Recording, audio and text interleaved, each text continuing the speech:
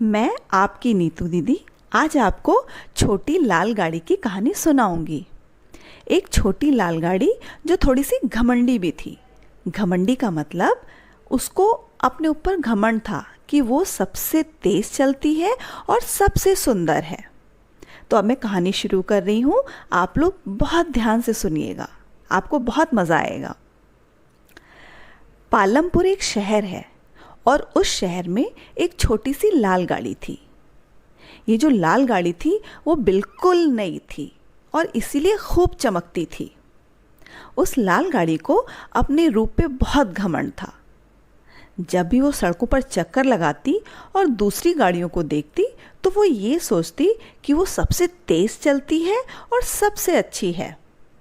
जैसे अगर उसने किसी रिक्शे को देखा तो ये सोचने लगती, इतना धीमा और बदसूरत है और मुझे देखो, मैं कितनी सुंदर और स्मार्ट हूँ।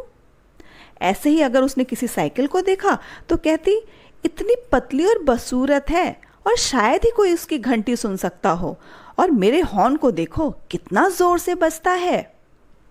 ऐसे ही एक दिन उसको एक ऑटो दिखा तो ऑटो को देख करके कहने लगी, बीप बीप बीप बीप, कितना धीरे बजता है और कितना बदसूरत है, इसमें तो कोई दरवाजे भी नहीं हैं।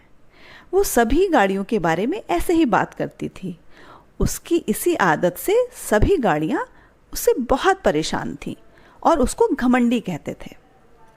पर किसी भी गाड़ी को ये नहीं समझ आ रहा था कि वो करें क्या। फिर एक दिन पालमपुर में एक बस आई। ये जो बस थी उस लाल गाड़ी से भी बहुत बड़ी थी और इसका हॉर्न और भी तेज था और बहुत ज़ोर से बजता था। उस बस को देख करके वो लाल गाड़ी उदास हो गई, लेकिन बाकी सारे वाहन बहुत खुश हो गए। फिर कुछ दिनों बाद पालमपुर में एक बड़ी सी ट्रक आई। ट्रक पर सुंदर सुंदर तस्वीरें बनी थी और उसके चक्के तो लाल गाड़ी से भी ऊंचे थे। लाल गाड़ी ने ट्रक को देखा पर कुछ बोली नहीं। कुछ दिनों के बाद लाल गाड़ी पालमपुर छोड़कर कहीं दूर जाने लगी। रास्ते के साथ ही एक रेल की पटरी लगी हुई थी। पटरी पर अचानक से एक ट्रेन आई। छोटी लाल गाड़ी उस ट्रेन को देखती रह गई। चमकता लाल रंग, इतने सारे चक्के, इतने सारे डिब्बे और इतने सारे लोग ट्रेन लाल गाड़ी को देखकर रुक गई। गाड़ी उससे बोली, तुम कितने बड़े हो और मैंने कभी भी इतनी जोर की सीटी पहले नहीं सुनी।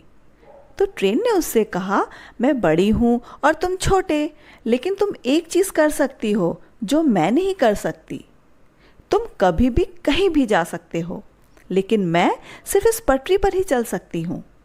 ये सुनकर लाल गाड़ी सोचने लगी, अगर ऐसा है तो सभी वाहनों में कुछ न कुछ खूबी है जो मुझ में नहीं है।